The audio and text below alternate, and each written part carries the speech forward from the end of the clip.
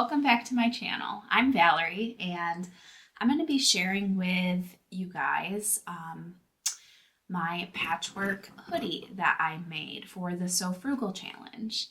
I got a lot of people asking for a little video of how I put it together, so I thought that I would do that. And just before the weather starts getting too warm for a hoodie, I wanted to put that together and share it with you all. But since I already made this one for myself, this one is going to be for Jordan. So buckle up and let's get ready to sew a hoodie.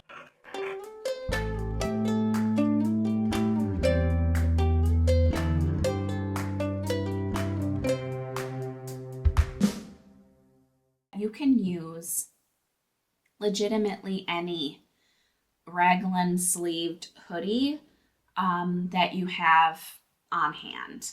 I am still going to use the Glory Allen regular hoodie, which then I converted into a raglan sleeved hoodie just because I did all the work and I have the pattern already. So I'm not going to really go through how to do that, but I will link the resources in the description box below.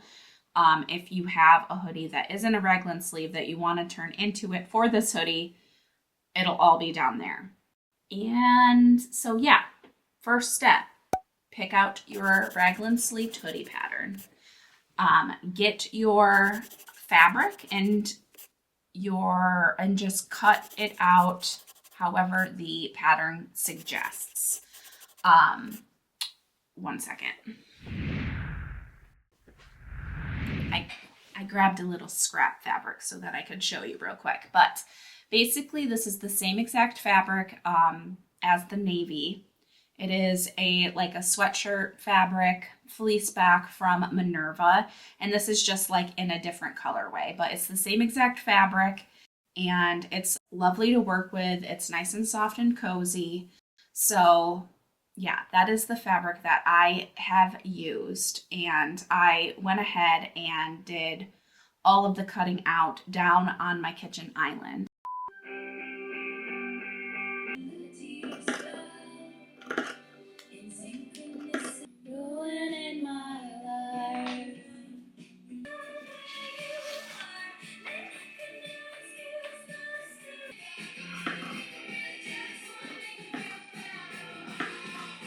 Okay, so what the first steps are in doing the sleeve is you lay down your sleeve piece and then you just kind of play around with your scraps. So basically all I did was I took my scraps and then just started putting them down on my sleeve pieces and like figuring it out. And I don't think that my sleeves are the same. So like, don't worry about that either. Like, if you don't think that you have the same amount for each sleeve, I mean, I just kind of like did each one kind of similar, but I wasn't like stressed about it. So please don't be stressed about it. What I did for the scraps is I just took my scrap bin or my scrap bag that I already had squares cut out, and I found any knit fabric. So any of the knit jersey fabrics, the stuff that does not fray, I put it all to the side. This is the best part, right? We get to like do whatever we feel. We get to like basically mix patterns and mix colors and mix textures to create, you know, something original. We're taking the inspiration from the Anthroplolgie hoodie, but we're also just like putting our own take on it. Like what do we have? What looks good to you, and put those together. So basically all that I do now is I take a little bit of fabric glue and I put a little dot down to secure it to the fabric. And I do this just so that I don't want to pin it because I hate pinning it. And this way I can just pick up the fabric and like mess around with it however I want, and it will stay in place. And you don't need a ton. And this is a new bottle, so I hope I don't mess with it.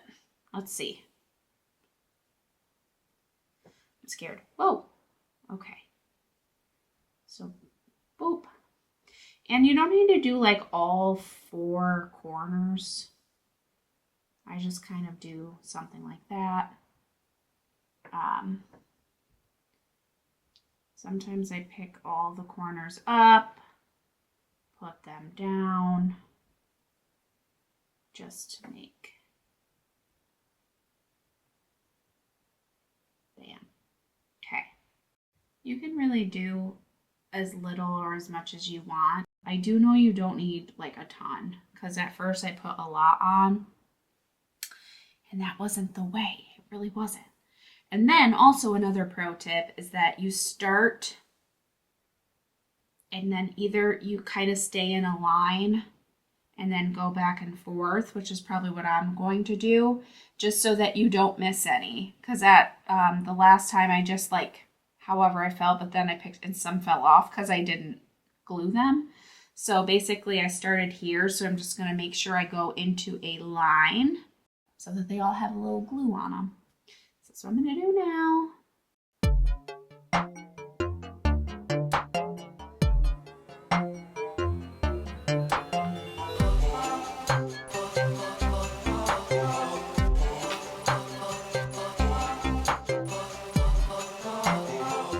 I also, as like another tip, I put it like somewhat in the middle because then I can freely maneuver the edges to fit better. So really you're just using it to hold this in place, but you don't want to glue it too much where you can't kind of maneuver this knit fabric to make it do kind of what you want it to do. Because that's one of the better things about doing it this way is that you can take the pieces and really like pull them and manipulate them into pretty much whatever you want it to do.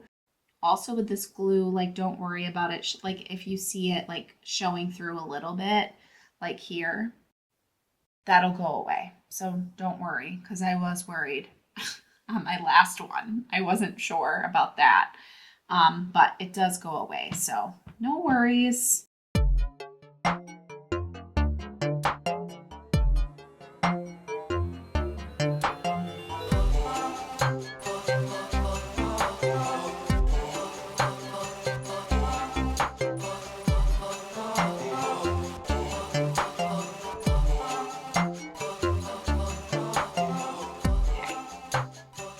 So it's all glued. And so now all I'm going to do is trim the edges, make sure it's the same like the same size as your sleeve piece, and do the same exact thing for your other sleeve. And then we'll move on to the next step. But I think that I am going to be done for today. And so I'll see you on another day. Yeah, so what I have done is I've done both sleeves. I've put my patches, my fabric squares where I wanted them on both sleeves. And now here we are. And now it's almost time to get sewing. So basically the next step is what thread do you want? Do you want a thread, like a top stitching that's going to stand out, or do you want something that's going to blend in? With my navy one back there, what I did was I just used navy thread, and I think that looked good. So I do have this gray thread that I think that I'm going to use. It matches pretty good. I was also thinking about maybe using like this cream color. Either one would work pretty well, I think. But I think I'm just going to go with the gray. Yeah, why not? So I'm going to thread up my machine and then I'll get going with sewing this up.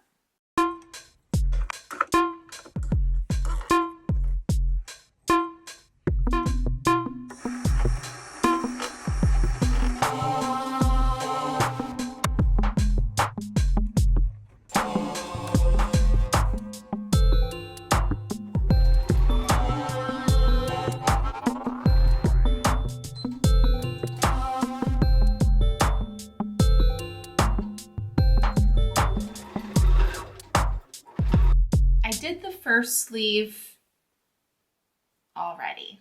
The things that I recommend, number one, and maybe most important, I mean, you can do it if there's a spider on my ceiling.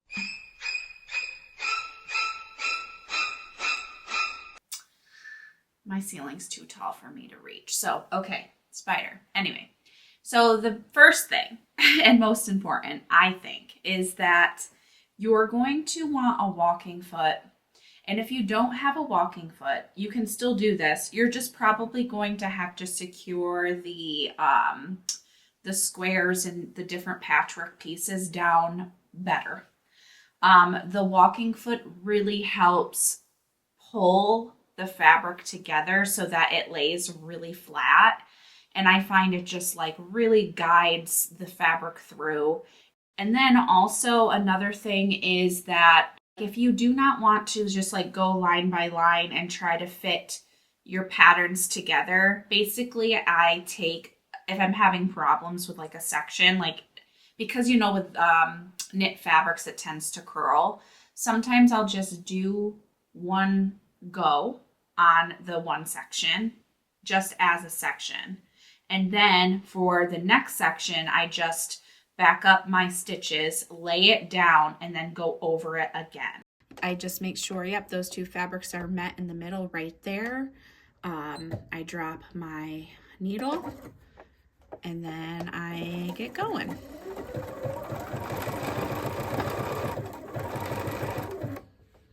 And basically, I'll just make sure these like pieces are out of the way a little bit, if you're going to be doing it this way. And then I'll just do a little back stitch. And then I'll do the outside of this, and I'll start on one side and just work my way around.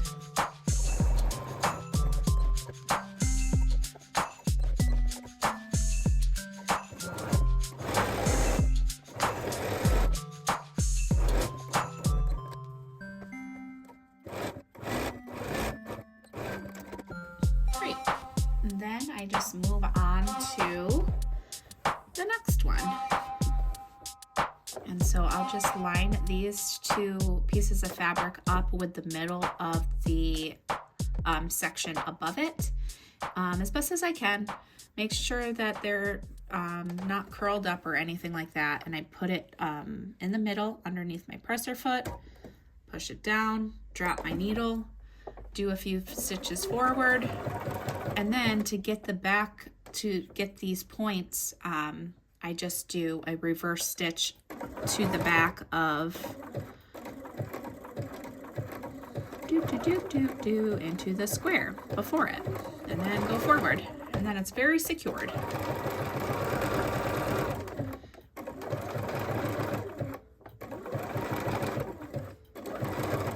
And then you can do the same thing if you find that your points aren't matching up, but mine seem to be matching up great. So I'm just going to keep going straight. I just make sure I pick it up and put it down to make sure my fabric is flat underneath the presser foot, and just keep going.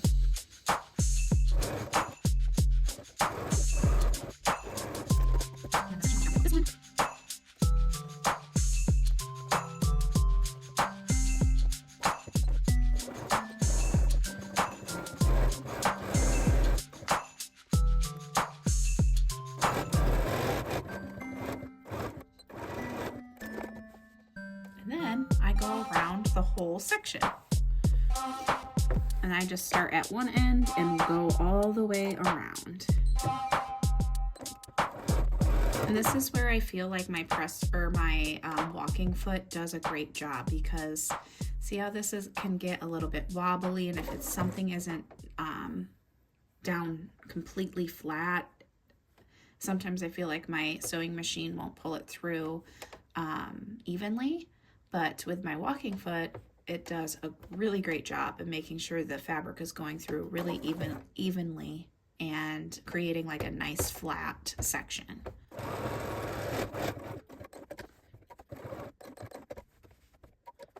And And when I turn this, I'm matching the edge of this fabric again to the middle of my presser foot. So I just line it up like I would if there was another fabric next to it, and it's going to just catch that fabric in the zigzag stitch.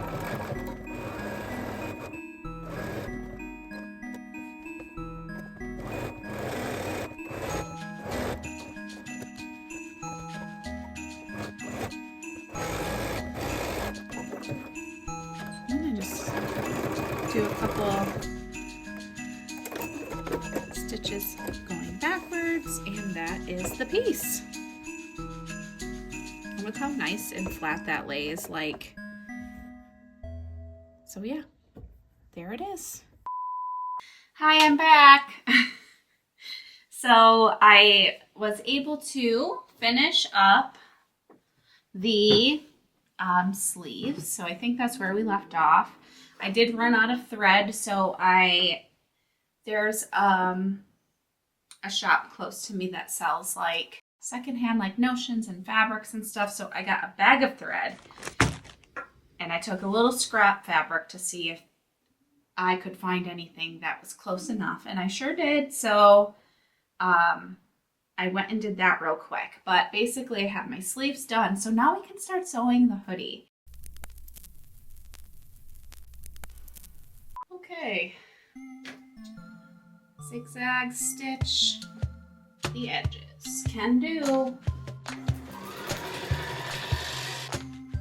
A kangaroo pocket.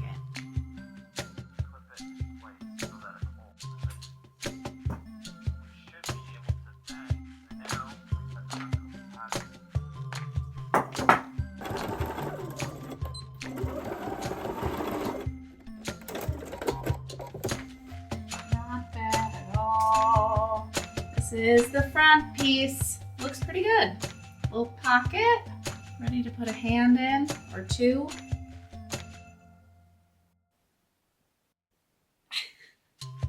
I'm gonna sew the side panels together.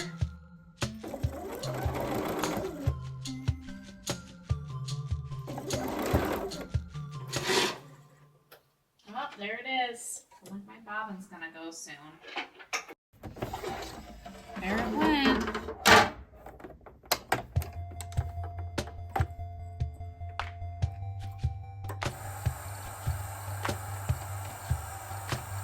I can do it with a broken heart.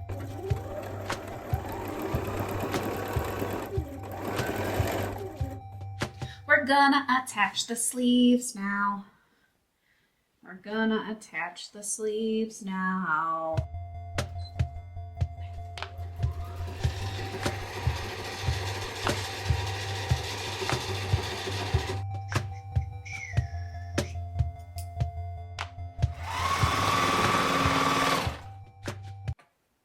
Yeah, that's what I'm doing.